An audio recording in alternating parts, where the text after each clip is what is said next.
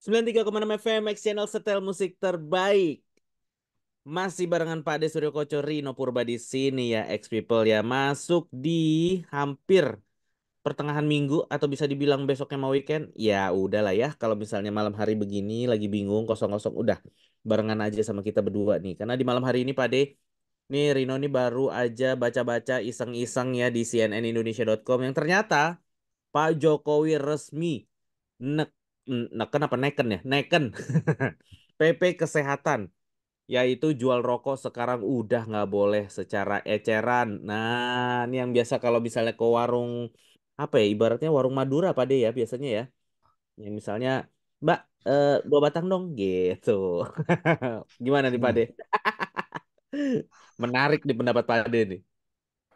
Ya enggak, ini kan sebenarnya apa tindak lanjut dari Undang-Undang Kesehatan. Jadi ya ya kita mau ngomong apa lagi kan ketika memang secara aturannya kayak gitu. Cuma balik lagi ketika bicara, aku sih lebih melihatnya gini, teman-teman pembantunya Pak Presiden ini, teman-teman dari kesehatan ini kan membuat aturan yang mereka tidak kemudian mendengarkan orang yang kena dampak, kan kira-kira seperti itu. Jadi kalau kita kalau kita bicara rokok tidak boleh dijual ketengan, sebenarnya yang terjadi apa sih? Apakah kemudian akan membuat orang jadi berkurang merokok atau kemudian karena berasa mahal kan harus beli satu bungkus gitu kan? Ya, Atau kemudian membuat orang malah jadi lebih banyak merokok. Jadi kan gini, mama nih kita contohin nih. Teman-teman ya, ya, oke. apa supir angkot atau Mm-mm. teman-teman ojek atau teman-teman Ya, apalah yang mereka itu apa beli rokoknya ketengan itu lebih pada ya disesuaikan dengan apa kebutuhan mereka satu atau mereka beli ketengan itu karena kalau dia beli satu bungkus itu akan cepat habis diambil teman-temannya kan gitu. oke. Ya, oke. Artinya kan dia mengendalikan untuk belanja rokok, ya Oke. kan? Ya. Nah, ketika kemudian sekarang dipaksa harus beli apa tidak boleh ketengan, ya kan berarti potensinya dia akan lebih boros. Dia akan lebih banyak merokok. Taruh kata nih, Mama, aku sampai di rumah itu kan jam 10 rokok habis. Kecil kemungkinan aku jalan keluar untuk beli rokok Mm-mm. kan gitu. Ini sama nih Mm-mm. ketika kemudian belinya ketengan gitu kan, otomatis pada saat rokoknya habis, ya dia juga nggak terlalu harus merokok gitu loh. Tapi kalau belinya apa bungkusan, ketika kemudian sampai di rumah dibungkus itu masih apa 6 batang, ya mungkin pagi itu udah habis gitu loh. Paham nggak Oke. maksudku? Ya, ya, paham, paham, paham. Artinya kan rokoknya jadi lebih banyak, Bos. Benar, benar. Konsumsi rokoknya ya jauh lebih Konsumsi banyak, Pak De. rokoknya lebih banyak. Nah, ketika kemudian apa diharapkan bahwa tingkat konsumsi rokoknya turun, kan berarti nggak relate aturan ini gitu loh. Mm-mm. Aturan ini kan sebenarnya lebih pada mempersulit orang untuk kemudian mendapatkan rokok. Betul. Nah, dengan harga yang dibikin mahal. Idenya itu kan harganya mahal, kemasannya nggak ada mereknya, dan nggak boleh dipajang. Kan ide Mm-mm. ide besarnya kan ini kan sebenarnya sedang ada pertarungan kepentingan pebisnis aja gitu loh. Nah, Oh, ini oh, ini oh, oh. ini Oke, oke. ini yang yang aku lihat ya. Mm-mm. Dan yang berikutnya sebenarnya lebih pada semampu apa kamu itu menegakkan aturan gitu loh. Paham Oke, nggak? paham, paham. Kalau ada larangan jual ketengan, seberapa banyak Satpol PP dan polisi itu kemudian akan menangkapi orang yang beli rokok ketengan dan merubuhkan warung yang jual rokok ketengan. Oke. Artinya ketika membuat aturan yang itu tidak bisa diimplementasikan, ini kan jadi tanda tanya. Agendanya sebenarnya apa sih? Apa karena ada pesanan gitu kan? Kemudian dibuat aturan dan seterusnya lah itu cerita yang lain. Tapi kembali karena kita bicaranya lebih pada bicara ekonomi, maka ayo kita lihat sejauh mana rokok ini punya dampak terhadap APBN, sumber pendapatan negara kita. Kalau kita lihat APBN kita gitu kan, ada sekitar 3.000 triliun gitu kan. Ini dari rokok aja itu ada cukai hasil tembakau itu pemasukan kita di 2023 itu ada 281 triliun, hampir 10%. Kalau 10% kan 3.000 kan gitu. Nah, kalau kemudian yuk kita bandingkan nih, perusahaan rokok itu kan nggak ada investasi dari negara. Nggak ada Mm-mm. kan bos? Eh, Ya, ada apa nggak investasi dari negara? Nggak nggak ada, ada. Pak. Nggak ada, Pak. Nggak ada. Murni terima duit dari sesuatu yang tidak diinvestasikan oleh negara. Ayo kita bandingkan sama dividen dari BUMN. Dividen BUMN itu cuma 81 triliun, bos. 2023. Oke. Itu cuma sepertiganya dari cukai rokok itu loh. Yang Oh, negara itu investasi ke BUMN itu seberapa gede gitu loh. Eh, nah ngapain kalau kamu punya BUMN tidak bisa menghasilkan gitu kan. Sementara pabrik rokok ini bisa menghasilkan karena yang beli rokok ini bayar cukai, ya kan? Kok malah dibikin susah gitu loh. Ini kan sama sama aja kalau dulu ada cerita kan ada angsa bertelur emas gitu kan. Yang mestinya kan dipelihara baik-baik, jangan dicekik kan gitu. Masa angsa bertelur emas malah dicekik kan gitu. Eh, ini kalau kita bicara secara ekonominya. Kalau kita bicara oke dampak kesehatan, belum ada sampai sekarang yang aku pahamin ya, belum ada bahwa ada satu penelitian atau satu jurnal kesehatan atau informasi kesehatan bahwa rokok adalah penyebab tunggal satu penyakit itu nggak ada, bos. Satu-satunya penyebab adalah rokok itu nggak ada. Secara medis juga itu nggak ada, Pak, Nggak deh. ada. Kamu boleh cek, kamu boleh googling. Ketika Oke. umpama nih saluran pernapasan gitu kan, Ya, ISPA, ya kan, infeksi saluran pernapasan.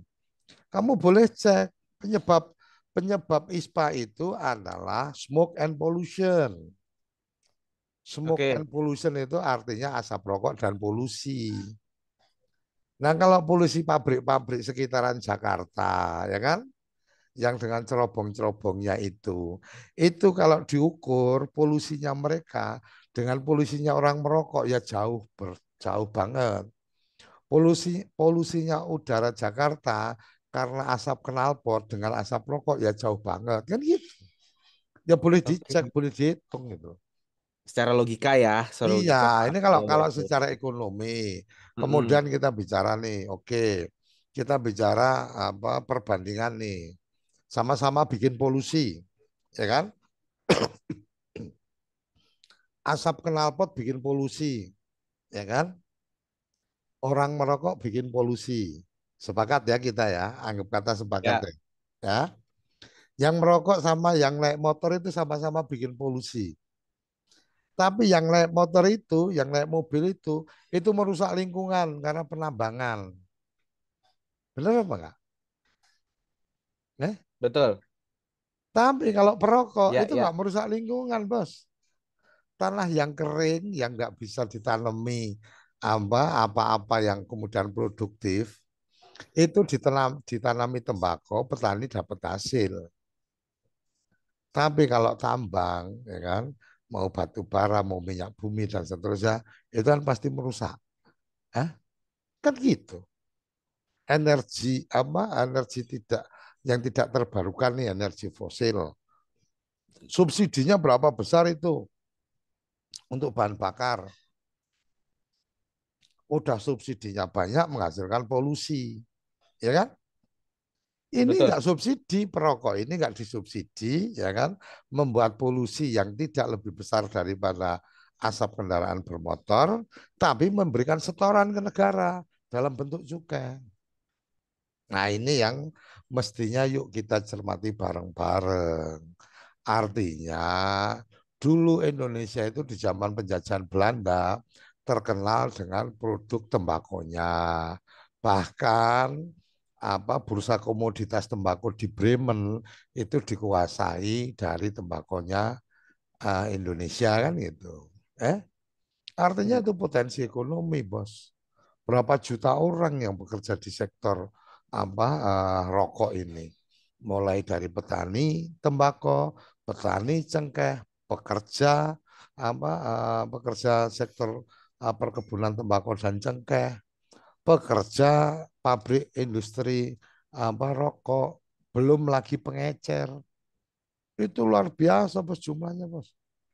Nah, balik lagi ke kebijakan yang dibikin. Kebijakan yang dibikin ini kan mungkin lebih dalam konteks mengikuti regulasi dari peraturan perundang-undangan yang di atasnya, Oke. yang dalam hal ini sudah di dipastikan implementasi dari Undang-Undang 17. Kira-kira itu.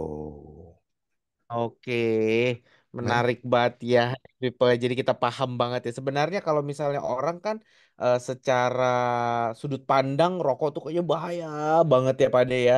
Tapi hmm. ya sebenarnya juga ada faktor lain sih yang ya kita nggak bisa secara sepihak lah untuk berbicara. Bener nggak sih jadi faktor utamanya penyebab kesehatan? Sebenarnya banyak hal ya, people ya.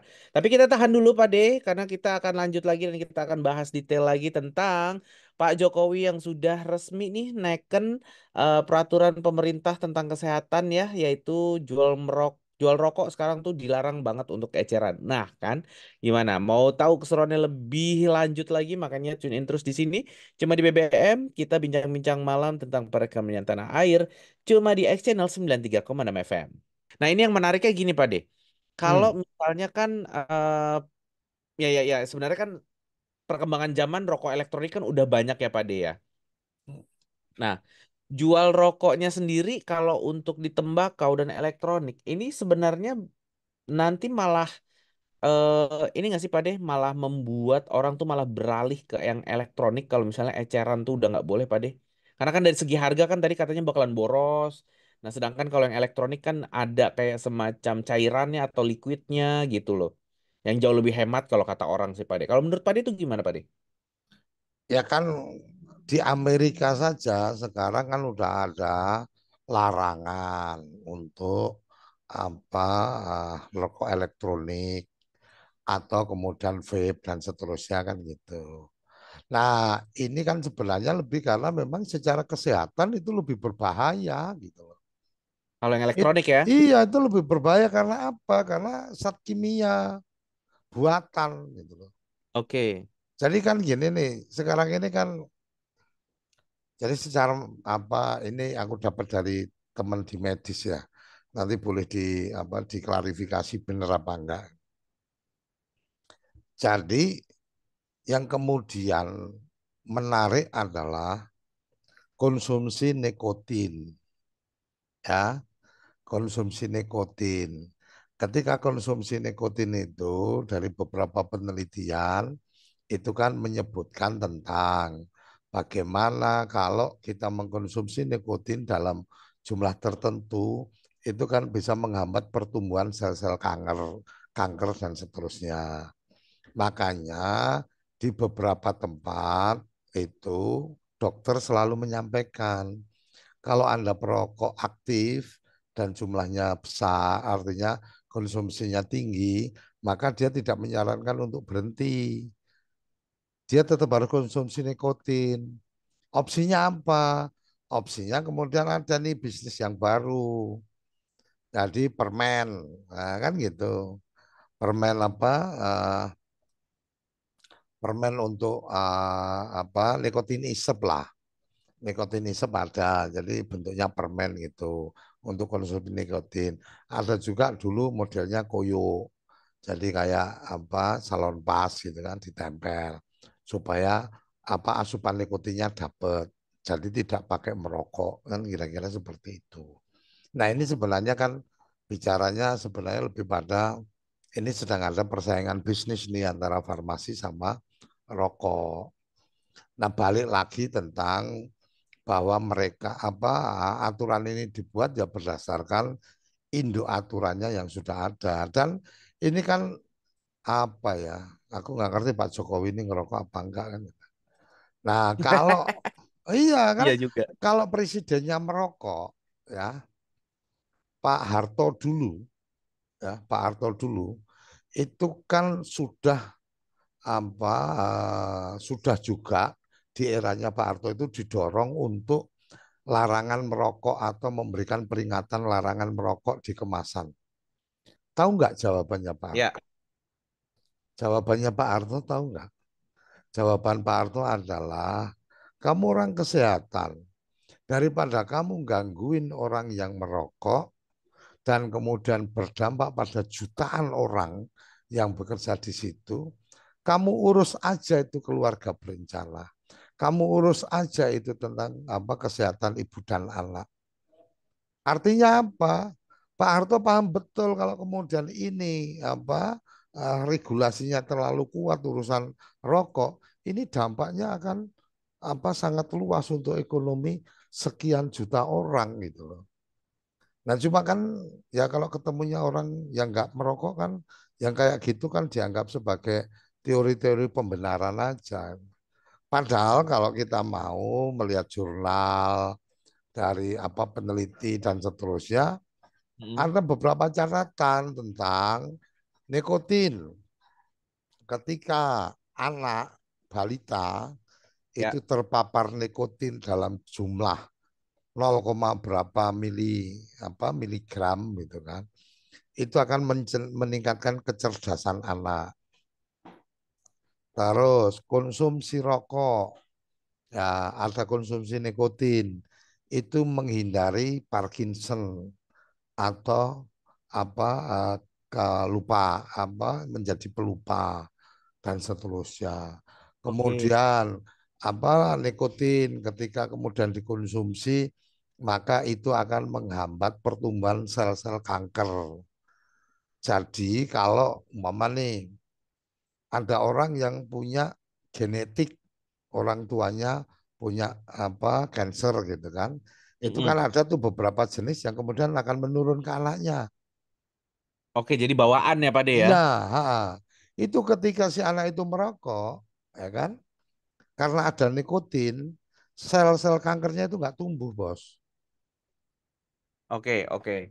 Artinya dia bisa menghindarkan itu. Bahkan ada penelitian tentang kalau orang merokok itu risiko terkena serangan jantung itu lebih rendah daripada yang tidak merokok. Nah ini kan tidak fairnya atau tidak terbukanya yang seperti ini yang menurut aku menjadi bagian-bagian yang sebenarnya ada apa dibuat aturan-aturan yang kayak gitu gitu loh. Iya, iya, iya. Eh, kan gitu. Tapi balik lagi, ini ada apakah ini menjadi bagian dari perang ekonomi?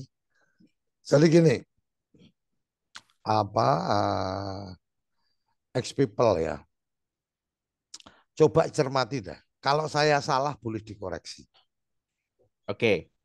Satu, kita dulu pernah diserang atau diintimidasi atas nama kesehatan oleh WHO, Lembaga Dunia, tentang garam. Aku nggak ngerti Rino lahir tahun berapa, pernah tahu apa enggak. Garam rakyat itu tidak ada yodiumnya. Oke. Sehingga kalau dipakai untuk masak jangka panjang kemudian akan terjadi gondokan. Dulu kan ada tuh orang-orang yang apa di sininya terus menggelembung itu kan, itu gondokan. itu karena kekurangan zat yodium. Penyebabnya adalah garam. Maka garam konsumsi harus berzodium.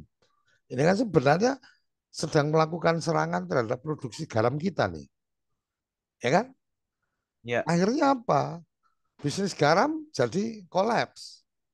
Karena kemudian kalau masak nggak pakai garam atau kalau pakai garam harus yang garam beryodium, kemudian ditambah penyedap rasa tuh, micin, kan gitu.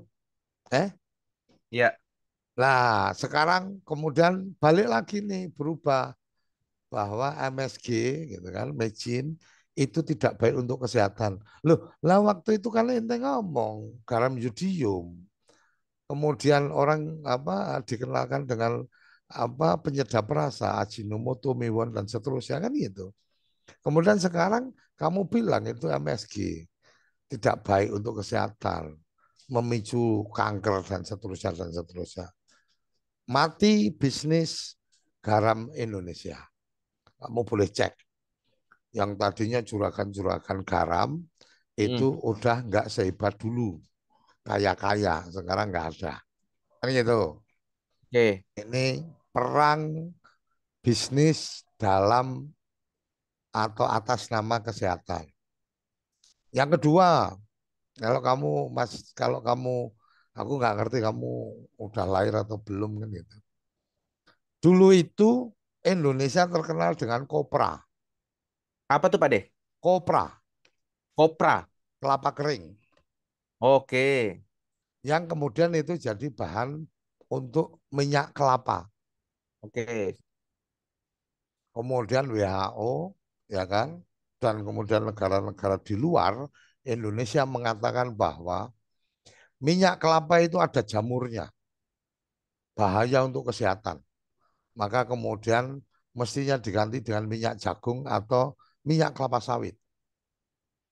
Mati semua bisnis apa kopra, kebun-kebun kelapa yang tadinya itu apa menjadi sumber pendapatan masyarakat buyar karena kelapanya nggak laku. Eh, oke. gitu kan? Oke, akhirnya kita mengkonsumsi apa? Minyak kelapa sawit. Eh, Iya, nah, ketika konsumsi minyak kelapa sawit kan ada ketergantungan di kita. oke, benar. Nah, ketergantungannya kemudian dimainkan lagi apa CPO. Jadi pengolahannya tidak di Indonesia, tapi dikirim keluar baru masuk dalam bentuk apa minyak gorengnya kan gitu.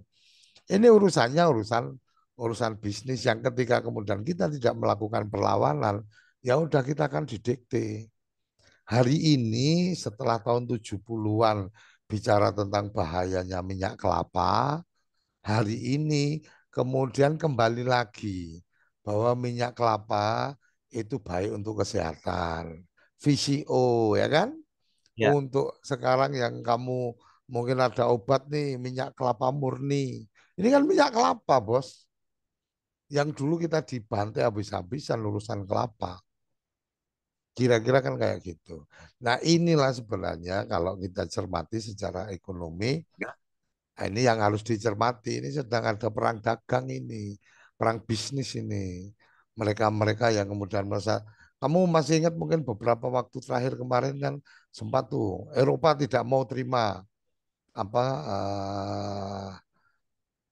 PCO Rempah. apa minyak minyak kelapa dari apa perkebunan kelapa sawit di Indonesia Ya, karena monokultur tanaman apa tanamannya itu seragam kelapa sawit semua yang itu kemudian tidak baik untuk lingkungan bla bla bla dan seterusnya.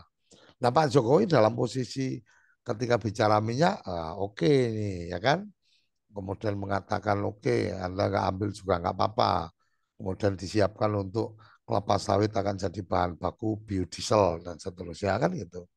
Tapi untuk urusan rokok ini agak berbeda. Ya mungkin kalau Pak Jokowi nggak ngerokok. Nih, oke, oke. Ini dasar pertimbangannya ya, Pak De. Tapi kan di belakang kita nggak ada yang tahu. ya makanya kan aku kan tadi bilang mungkin kan gitu. Ya Iya, mau bisa ya bisa enggak kan gitu. Kan benar. kamu Tahan di dulu, Pak De. Ya, kamu diem aja nih paham apa enggak ini Lagi bahaya. mikir gitu kan, ada istilah koprah. Oh, oke, sembari googling, Wade. Udah tahu aku kalau kayak gini literasinya tuh kurang banget ya. Oh Makanya tanya iya, dulu Pade ya. makanya Aduh, kamu harus bersahabat dengan Google supaya tahu informasi. aku tuh tadi dengernya kopra. Ah, ini jabatan TNI bukan sih? Pade, ini ada satu pertanyaan Pade ya. Ya, Kan ini ada pembatasan penjualan tembakau nih. hmm, Secara eceran gitu kan. Dan juga nanti efeknya orang mau nggak mau harus membeli secara satu bungkus atau satu slop gitu ya. hmm. Sebenarnya ada dampak jangka panjangnya nggak sih Pade dari pembatasan penjualan tembakau ini terhadap perekonomian kita nih? Ya kalau jumlahnya ya, kalau jumlah artinya dengan pembatasan ini kan harapannya Hmm, kan mengurangi jumlah perokok. oke. Jadi kalau alurnya ya, yang aku pahami alurnya dari orang kesehatan itu cara mikirnya gini. Karena prevalensi orang merokok itu apa tinggi gitu kan. Maka kemudian itu harus diturunkan jumlah perokoknya. Nah, jumlah perokok itu diturunkan caranya gimana? Membuat harga rokok itu mahal, semahal-mahalnya. Jadi ketika teori ini yang dipakai, ini aja pasti gugur. Kenapa gugur? Karena kalau perokok itu ketika harga rokoknya mahal, dia beralih untuk harga yang lebih murah. Kalau tidak terjangkau lagi, dia ngelinting, ya kan? Dia beli tembakau, kemudian ngelinting sendiri. Kan tetap jumlah perokoknya kan tetap sama. Nah, ini yang apa di situnya secara teorinya mungkin juga apa perlu diuji. Ya. Nah, kemudian sisi yang lain dengan menaikkan cukai, maka kemudian pendapatan negara akan menjadi meningkat. Ini kan istilahnya apa ya? Ah, bertentangan cara mikirnya. Mikirnya pengen dapat cukainya besar, mikirnya juga ngurangi perokok. Ini kan udah nggak relate gitu loh, nggak apa hubungannya agak kurang pas gitu loh. Nah, bahwa apakah kemudian kalau apa rokok itu dijualnya tidak boleh dijual ketengan, itu akan menurunkan perokok, jumlah perokok, aku bilang sih enggak juga. Artinya ya mereka kemudian akan ada opsi-opsi yang lain gitu kan. Ya kalau jual ketengan nggak boleh ya udah beli tembakonya aja, ngelinting sendiri kan gitu. Kan Oh ya, ada pendapatan itu bener-bener istilahnya apa Pade kalau yang rokoknya tuh dilinting sendiri Pade? ya tingwe linting dewe kan. Oh iya ya Tingwei. Hmm. Itu kan akhirnya kan cukai pendapatan cukai negara kan nggak masuk. Mhm. Kan cuma dapatnya kan cukai dari tembakau urean. Nah, Oke. ketika kemudian orang pada ngelinting sendiri, pabrik-pabrik tutup dong. Betul, Akan berkurang dong, mengurangi betul, tenaga kerja dong. Kan benar. kira-kira kayak gitu. Ini Mhm. kan pasti akan punya dampak terhadap ekonomi secara apa ya mungkin nggak terlalu gede bisa jadi itu ahli ekonomi yang bisa menghitung tetapi itu pasti akan punya dampak karena ada orang yang kehilangan pekerjaan tadinya dia pengrajin tembakau jadi kalau ada tembakau dia yang ngerajang dia yang jemur dan seterusnya akhirnya pekerjaan itu kan nggak ada ya bisa Oke. aja dibilang oh kan bisa dengan pekerjaan lain pertanyaannya kamu bisa nggak mau memberikan pekerjaan kalau dia tukang linting umpamanya kan rokok-rokok kan yang kayak kayak apa biasa aku isep kan rokok yang apa sigaret kretek tangan gitu kan yang dia itu tidak diolah oleh mesin tapi dilinting oleh orang ini kan tenaga kerja padat karya ini nah kalau kemudian itu apa pabriknya apa tidak mampu menjual kan pasti akan mengurangi tenaga kerja. Ini dampaknya ya. Nah, ketika teman-teman kesehatan melihatnya dari sisi kesehatannya, oh ini orang merokok itu merugikan BPJS dan seterusnya.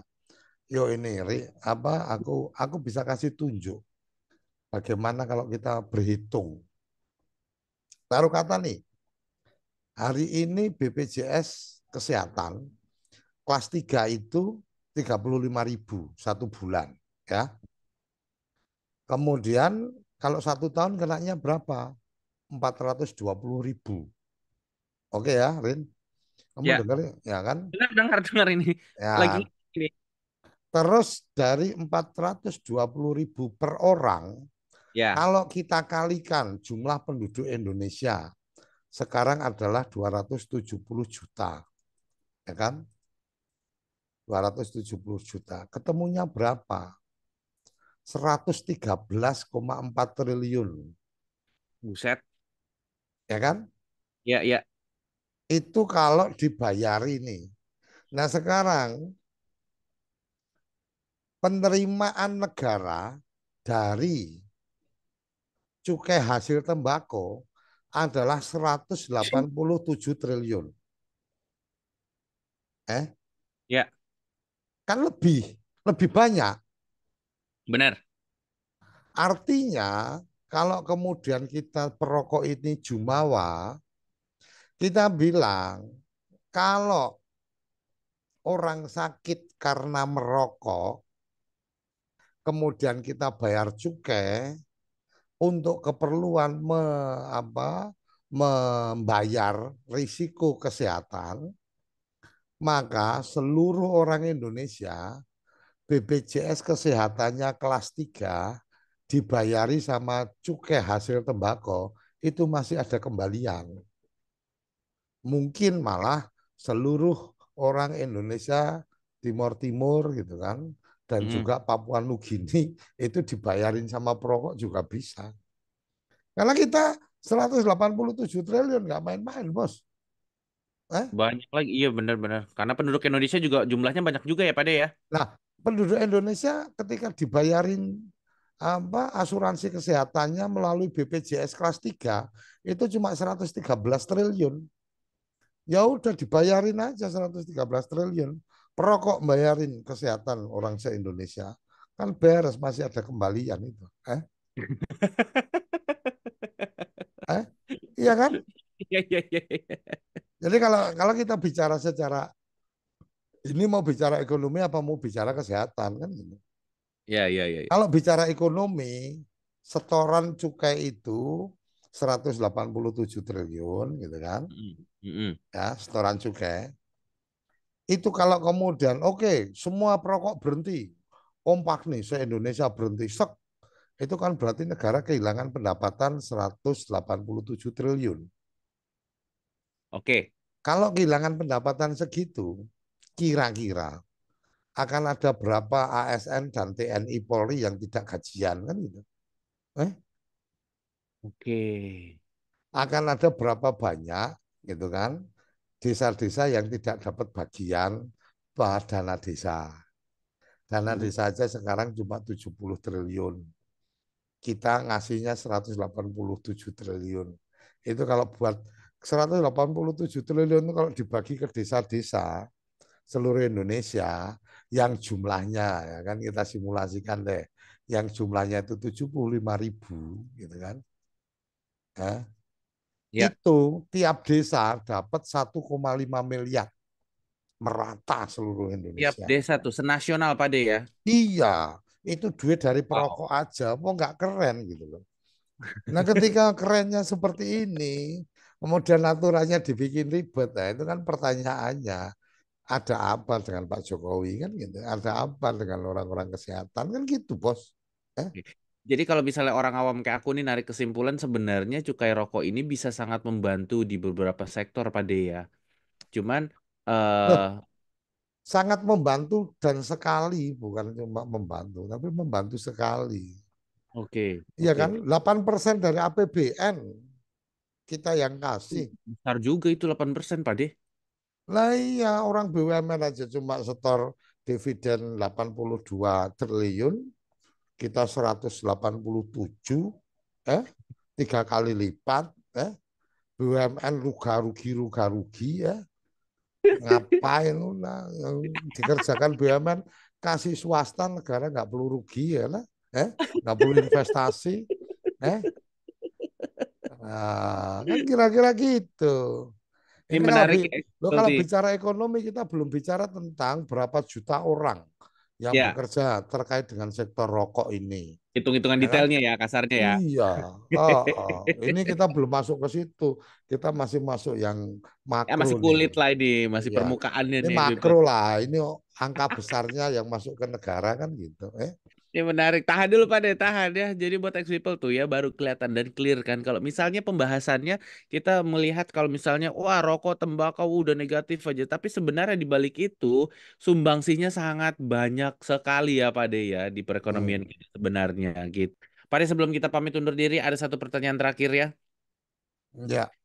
Sebenarnya kan kalau misalnya kita ngelihat fenomena sekarang nih Pak De, ini banyak banget nggak cuma orang dewasa ya, tapi ada orang-orang atau anak-anak yang di bawah umur nih Pak De, yang Hmm. sudah eh merokok lah ibarat kata. Nah terus dengan adanya peraturan pemerintah yang sudah diteken sama Pak di Jokowi ini berarti kan akan ada peraturan-peraturan baru yang secara apa ya, secara peraturannya akan dibuat lah ya gitu. Nah tapi yang mau Rino tanyakan adalah sistem verifikasinya nih Pak De. Umur verifikasi umur lah ini bisa dibilang efektif nggak sih mencegah penjualan tembakau buat anak-anak yang di bawah umur? Efektif nggak nih Pak De sebenarnya? Efektif enggaknya itu kan tergantung aturan dan penegakan aturannya. Oke, setuju. Setuju ya? Sampai di Setuju, situ setuju. setuju ya? Setuju Pak De. Nah, sekarang pertanyaannya nih, Rino punya Ya, anak ya. Rino ya. punya anak. Kemudian anak Rino masih SMP. Oke, contoh ya. Contoh, walaupun Rino anaknya udah SMA kan gitu. Contoh SMP. Coy. Coy, coy. Jadi nih, Rino anak masih SMP, Ya. ya kan? Kan jelas tuh di kemasan rokok. Rokok ini hanya untuk 18 tahun plus. Mm, Artinya, kalau mahasiswa merokok mungkin udah cukup umur. masuk lah. Tapi kalau SD, SMP, SMA itu belum cukup umur. Kemudian sekarang nih, penegakan aturannya akan dari mana? Kan bisa sesimpel itu. Kalau kemudian Rino punya anak SMP, ya kan? Kemudian aku kepala sekolah ini, kepala sekolah SMP, ya. Terus aku undang semua wali murid. Bapak, Ibu, anak-anak Bapak, anak-anak Ibu ini masih SMP. Artinya umurnya itu masih belum ada 17 tahun.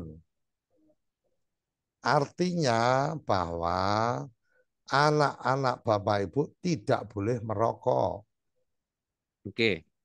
Kalau sampai ketahuan merokok, dimanapun itu, dan laporannya sampai ke sekolah, maka akan ada teguran 1 kali. Kalau nanti teguran 1 kali masih kedapatan merokok lagi, akan ada keteguran 3 kali, 2 kali. Kalau masih merokok lagi akan ada teguran 3 kali dan dikeluarkan dari sekolah dan semua sekolah itu dilarang menerima anak yang dikeluarkan karena merokok. Kira-kira Rino yang jadi orang tuanya akan ngawasi apa enggak? Ngawasi Pak. Eh? Iya Ngawasi. kan? Iya. Artinya kalau kemudian teman-teman kesehatan bicara prevalensi anak-anak merokok meningkat dan seterusnya, ini kan karena tidak ada penegakan aturannya.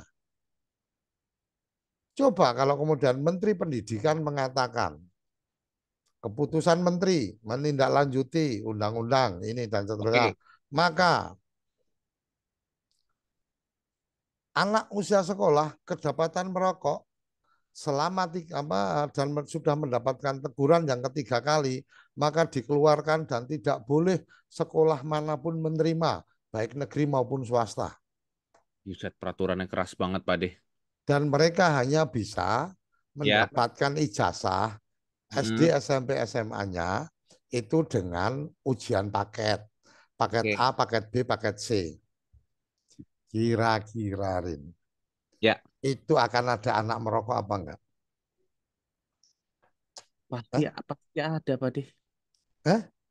Pasti ada kan Pak De? Pasti akan berkurang. Kalau Iya. kalau ada itu artinya mereka memang siap untuk tidak sekolah. Oke. Tapi kalau orang tuanya berpikir dia harus sekolah, pasti dijaga ketat. Jangan Iyalah. sampai merokok. Jangan sampai kelolosan. Nah kan ini kan sebenarnya sesimpel itu. Sama kayak sekarang nih. Sekolah SMP menyediakan area parkir. Mm-mm. Dan parkirnya itu tidak hanya parkir sepeda ayuh, tapi juga sepeda motor. Oke. Dan parkir sepeda motor itu juga untuk parkir anak murid yang naik motor. Logikanya, SMP, SMA, mungkin mereka sudah bisa naik motor, tapi Ya, pasti tidak punya SIM. Benar apa enggak? betul. Nah, kalau sekolah menyiapkan lahan parkir, artinya apa? Sekolah menyetujui untuk kemudian murid-muridnya menjadi pelanggar peraturan. Oke. Nah, kalau kemudian dipertegas bahwa SMP dan SMA ketika kemudian terbukti menyediakan lahan parkir yang kemudian yang parkir adalah sepeda motor murid, maka kemudian kepala sekolahnya dipecat. Kira-kira kira-kira akan ada nggak pelanggar-pelanggar anak-anak naik motor? Eh? Oke. Kalau toh ada pasti nggak diparkirkan di sekolah kan gitu. Ya. Nah inilah kalau kita bicara tentang prevalensi anak-anak merokok dan seterusnya, ya tentang penegakan aturannya. Jangan disalahin rokoknya dong. Bener nggak? Ya, betul. Masa anak-anak merokok yang disalahin rokoknya? Eh, Iya, benar benar benar masuk akal. anak kamu mainan pisau, Mm-mm. kemudian kepotong nih, kegores lah, berdarah. Apa kamu mau nyalain pisaunya? Ya enggak, Pak De. Apa kamu akan menyalahkan industri atau pengrajin pisaunya? Kan enggak. Enggak. Enggak. Itu kan kesalahan karena kamu nggak ngawasi. Iya, betul, setuju. Kesalahan kamu tidak menempatkan pisau yang tidak bisa dijangkau oleh anak-anak. Kan gitu. Hmm. Nah inilah alur-alur pikir yang kayak gini ini yang aku sih lebih suka ya teman-teman kesehatan ini terlalu mengagungkan kesehatan bahwa asap rokok itu mengganggu kesehatan, menghisap rokok itu merusak paru-paru, bikin flek dan seterusnya ya kan. Padahal di setiap apapun gitu kan. Ini kalau kalau kita masuk di ranahnya apa apa yang diciptakan Tuhan di muka bumi itu pasti ada manfaatnya kan gitu. Ya termasuk tembakau kan. Eh, Cakep masuk nih, masuk. loh, enggak, bener apa enggak? Bener Benar, apa benar, enggak? benar, benar, benar, benar. Make sense, Pak De, make sense. Enggak ada yang Tuhan ciptakan itu tidak ada manfaatnya. Iya, iya, Seburuk iya. apapun gitu loh. Benar, benar, Pasti benar. ada manfaatnya. Pasti Kenapa ada balik kenapa itu kamu sebenarnya. melebihi Tuhan gitu loh. Loh, Benar, sekarang benar, gini, benar, benar. sekarang gini ya, Mm-mm. peringatan merokok, ya kan? Betul. Di sini ditulis merokok menyebabkan kanker paru-paru. Ini masih oke, ya kan? Kemudian di sini kan layanan berhenti merokok. Ini bisnis bos, layanan berhenti merokok. Oke. Anggaran negara ini disedot di sini. Terus gambarnya ada gambar orang yang paru-parunya rusak kayak gini. Apa memang benar kayak gini? Kalau nggak benar kayak gini, ini kan kebohongan publik yang dilakukan oleh negara. Ya. Kenapa? Karena yang perintah pasang ini negara. Apalagi dulu ada nih yang tulisannya apa merokok membunuhmu, ya kan? Nah kalau rokok itu pembunuh, ya berarti harusnya masuk di kriminal dong. Produsen rokoknya dong. Yang buat rokok itu ya pelaku kriminal dong. Eh, benar apa Betul. enggak? Eh, Harusnya ya. iya. Hmm. Jadi balik lagi bicara tentang peraturan pemerintah ini, ya menurut aku peraturan pemerintah ini tidak applicable, sulit diaplikasikan dan sulit ditegakkan. Sekarang Oke. nih, kalau kemudian oke dideteksi nih, yang jual ketengan itu di terminal, ya kan? Hmm. Berapa banyak Satpol PP harus dikerahkan di terminal kan gitu. Eh, Oke. kemudian oh ini warung-warung ini, warung-warung kaki lima, kemudian warung-warung Madura ini jualan rokok ketengan dan seterusnya. Ayo dirazia.